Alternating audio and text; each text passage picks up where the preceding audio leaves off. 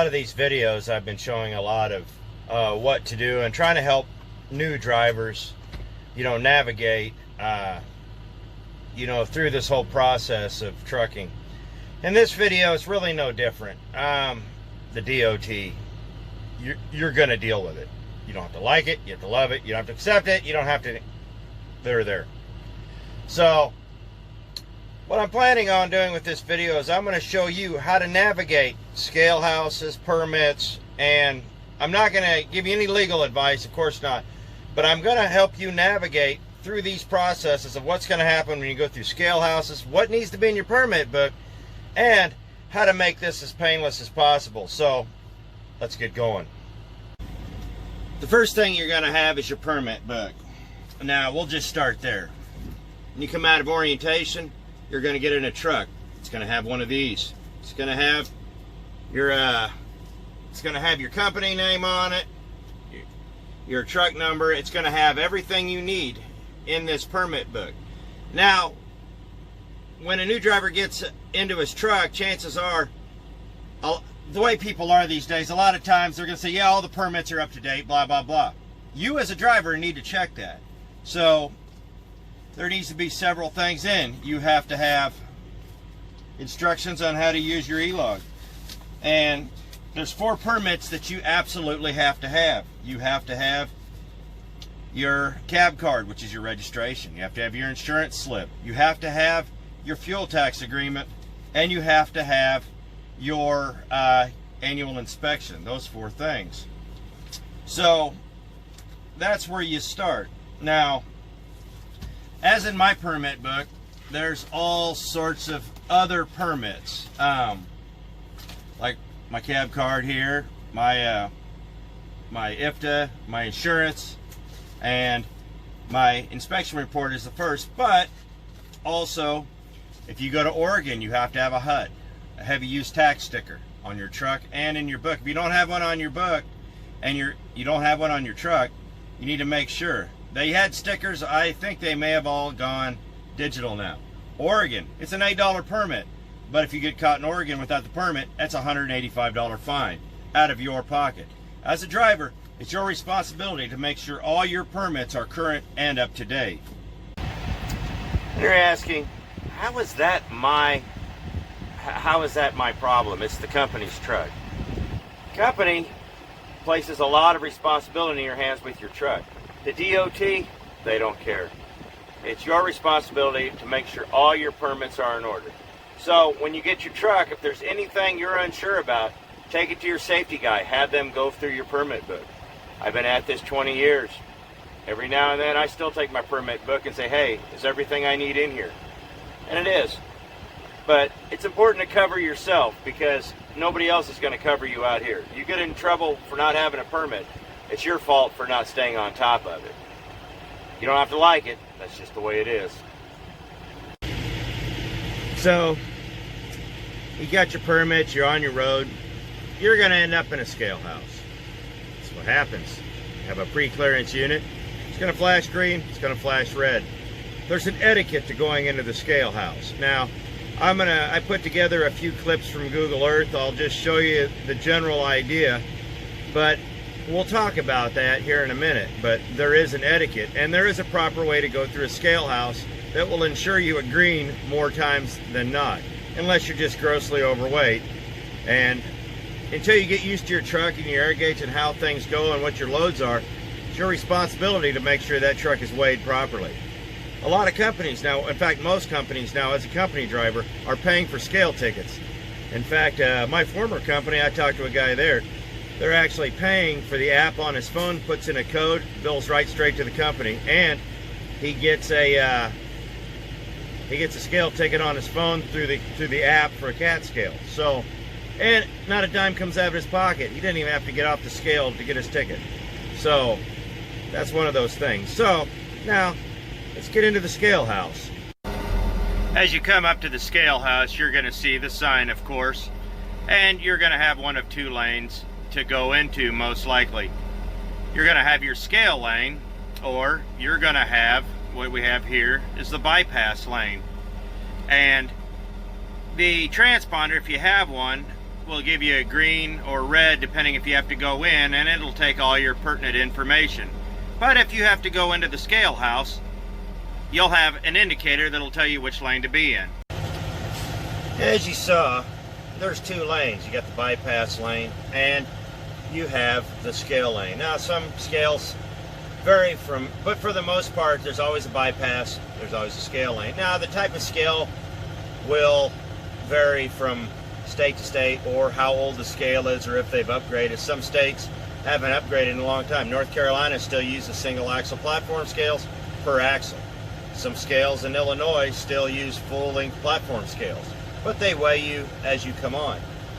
And then there's some states where they've just completely updated and upgraded, and they got the latest, greatest, and they do triple axle and weight. But as you notice, when you go into the scale house, you're going to go over a set of plates. Now that speed limit, that is not a suggestion. If you go through there at the speed that's on the speed limit sign through the scale and hit that scale or hit those plates at a constant speed with enough distance between you and the other truck, the 100 feet like you're supposed to, it's going to weigh your truck properly. If you all bunch up, you're all going to get red lighted, because that scale is calibrated for whatever speed you're supposed to be going in at 100-foot intervals. So that's just something to think about. It says 35 miles an hour. Keep a 100 foot between you and that truck.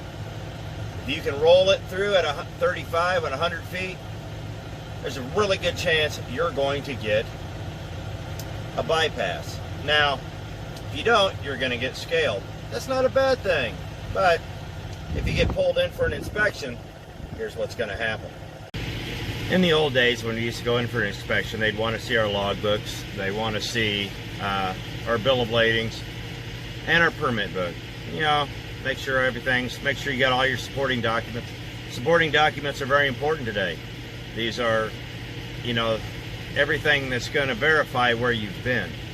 Everything from fuel receipts to bills to everything. Anything with a timestamp on it. And so when you get to a scale, with the E-log, they're going to stop you on the scale. Well, not necessarily, but the last time I got stopped, they stopped me on a scale, said, we want your log, so type in this code.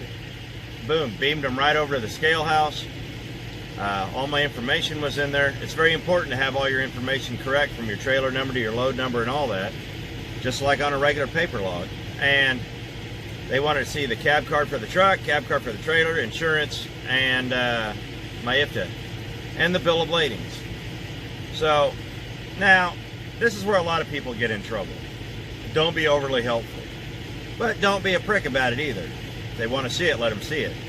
But don't, you know, if there's gasoline, you don't throw it on the fire. Just give them what they want. If they want more, they'll ask it. What they want to do is basically, just like it was in the old days, they want to open it up, they want to look at it, they want to see no problems, they want you gone. That's their job. Don't get mad at them. That's their job. So maybe it is time for a history lesson. Back in the old days, there was a lot of respect for the DOT officers, even if you didn't like them. You didn't have to like them. But they're out there to do their job. It's just like the relationship between the mob and the FBI. As long as the FBI didn't set up the mob would respect the FBI. But that's another story, and I'm sure there's better people who can explain that. But it's the same thing. They wanted to see no problems. Even if the DOT officer knew you were full of crap, as long as everything was straight and the burden of proof was on him, everything was right, I've had him more than look at me like, really? Yeah. And, you know, just go, you know. I've had that happen a couple times too. But as long as you're straight and everything looks good, you're going to be all right. You know, that's what they want to see. And that's the way it was back in the old days. You talk about, these old timers talk about the golden age of trucking. Well, times have changed and everything's gone electronic, but the attitude is still pretty much the same. They don't want to see any problem. Now, a lot of these young bucks, they kind of get a little pissy with you and all that, but you know, people my age, I'm the very last generation of the old school and the first generation of the new school with the hours and all that. So it was a game. I'd like to say it was a game, but it was really more, it was, I'm doing my thing, you know I'm wrong, you're doing your thing, it's your job to catch me. It's my job not to get caught. And, you know, there's been a couple times I did get stung. And I got stung for the stupidest reason. You know, I got stung one time trying to bust through Indiana, and a guy pulled me over because I had a bad tire. I had a tire that looked bad, and while he was at it, he did a paper check. It's 15 minutes over on my 70. Cost me $200, and I got put out of service till midnight. It happens. He won that round. Got him back the next day, though. So, it is what it is. You can't get mad at these people for doing their job. But play it straight. Don't give them any ammunition, and I guarantee you, you'll be fine. It's the way it is. It's the way it's always has been. There's always been a constant struggle between the two, and so keep your nose clean or the appearance of clean. Just don't be stupid. That's all they want. Don't be stupid. Do your job. Do it cleanly. Don't go crazy. You know, they don't mind once every 2 or 3 weeks you going a half hour over on your book. It's going to happen. If you're a half hour over on your book every day, they're going to get you there. It's just something to think about. Roadside inspections are a fact of life. We've been through them. I just told you about an instance where I had one. It happened. It's their job. You know, if you go past and something looks off, or they got a quota to fill, or whatever happens, it's going to happen. DOT officer's going to pull you out. Now, you hear all sorts of stories about, oh, these old timers telling stories about this, that, and the other thing, how I be. Look, the majority of these stories are crap. It didn't happen that way. I'm sure there's a little air of truth to it, but there's an old saying that the difference between a fairy tale and a truck driver story is a fairy tale starts off with once upon a time, and a truck driver story starts off, you ain't gonna believe this bullshit. So, you have to take everything with a grain of salt when it comes to these stories. But it's pretty much going to be the same as what happened at the scale house. He's going to check your cab cards, he's going to check your insurance, he's going to check your IFTA. He might even pull a creeper out and check your brakes. I mean, every year they have the annual revenue roundup, and they pull trucks in and do random inspections. Find all sorts of stuff. This year they're concentrating on brakes. You know, one year they concentrate on tires. One year they concentrate on, you know, they have a theme, but they go over everything. And that brings me to something else. What happens when you get over the pit? The pit is the inspection bay. It's the big building behind the scale house. You're going to be in there at least once in your life. Been in there multiple times. There's nothing to be scared of. It's just an easier way for these guys to do inspections without having to get creepers out, without having to get nasty and dirty. They can walk all around your truck, under it, over it, around it, through it. Well, you know, without really straining themselves. That pit's a nice thing. So it's just important to know that if you go into the building, it's not a big deal. If your truck's straight, your company keeps it right, and you're doing everything you're supposed to, you're going to be all right. Now, there's a chance he might find something. If he finds something and it's not, he's either going to write you up, you got to get it fixed, or if it's bad enough, you might have to get it fixed there. But it is what it is. So that's why it's so important to keep all your maintenance up, keep your permits straight, keep everything right with your truck. This is your livelihood. Treat it that way. So if you go over the pit, don't freak out. It's easy. Just keep a positive attitude, keep smiling, and things are going to be all right. Now, truthfully, I could probably bore you for a while over stupid stories and this, that, and the other thing with the DOT, and I'm not going to. But attitude at the scale house does mean a lot. Back in the old days, I came out of California about 2 o'clock in the morning over there just east of Kramer Junction. I was out in the desert in a pull-off. This is back when 58 was a 2-lane. And still had to go through Mojave. Anyhow, I pulled off, you know, outside of Kramer Junction, between Kramer and Barron, and took a nap. Got up about 2 o'clock local time and took off. And I got pulled into a scale house at about 4 that afternoon in New Mexico on the east side of the state. And I had been shuffling log pages in and out like a Las Vegas poker dealer. And my book looked good. Wasn't great, but it was openly questionable. And I am really tired. Now mind you, I've been up driving for 12 hours. And so I end up going in there. I got all my stuff, and my boss at the time, I found out later the tags were expired, the insurance card was bad, the cargo insurance was non-existent. We were hauling cars with D.O.T. numbers that were for a freight company. It was just, I was screwed up. I didn't even know how badly I was screwed up till I quit. In fact, this was the last run. I was on my way home to quit. And I ended up pulling in there, and the only thing that saved me was a guy fighting with the D.O.T. officer. Me and another guy were in there with all our stuff, and we got our stack, and this guy is fighting, arguing, yelling. I saw his book. He was screwed up badly. And the last thing I heard before they ran us out, he looked at me and said, "You two, get out." And we start gathering our stuff, and the last thing I heard was, "I'm going to keep all your paperwork. You're going to go down to the next exit, turn around, cross the scale across the road, go to the next exit, come back, and when you get back here, I'm going to decide what I'm going to do with you." And I didn't really want to hang out to find out what was going to happen to him, because I was screwed up worse than he was, and I got a pass. So sometimes luck shines on you. It's just keep yourself straight. So a quick synopsis. You know, if you got things that are screwed up like this light, you know, I can make it work. You just kind of have to make sure that you've got everything in your truck straight.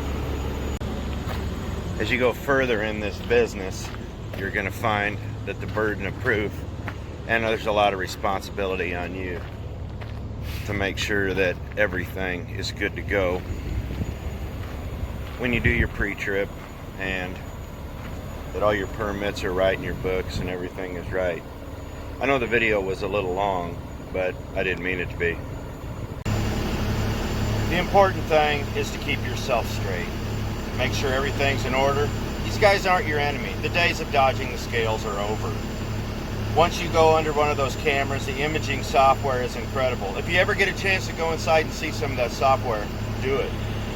They know everything about you, your truck, and all your everything before you even hit the scale. It's absolutely incredible. So just be straight, enjoy yourself, but watch out for yourself, because nobody out here is going to watch out for you but you. You got a lot of responsibility. It's your job to make sure your truck's straight. It's your job to make sure your bills and your permits are straight. That all falls on you. And if you're with a good company, they'll help you do it, but ultimately it's your responsibility. So I appreciate it. I hope this wasn't too mundane. I hope you like these videos, and give me some ideas of other things you want to see. I'd be happy to make them. So I appreciate it. Thanks for watching. Catch you later.